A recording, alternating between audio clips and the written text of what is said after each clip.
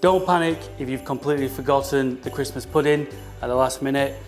We've got a solution for you. It's the Everhot last minute Christmas pudding recipe. It's super easy. It's an all-in-one method. Simply blend everything together, slow cook it in the bottom oven, and you can easily do it the day before, so don't panic.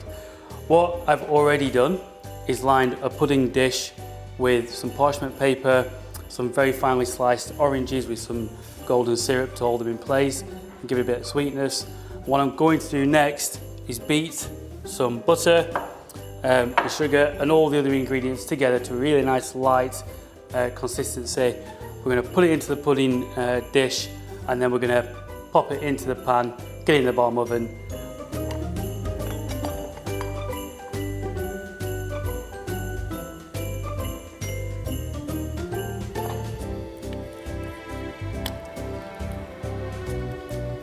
Lastly, before we put it into the oven, what we're going to do, put some parchment paper on the top, push it down so it's sitting on top of the actual pudding mix.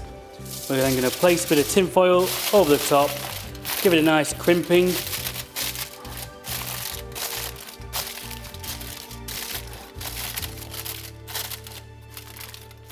Like so. We're then going to pop it into a pan that's got water 3/4 up the side of the pudding dish. This is really important because what it's going to do, it's now going to steam the pudding during the cooking process, which is going to keep the cake really nice and moist.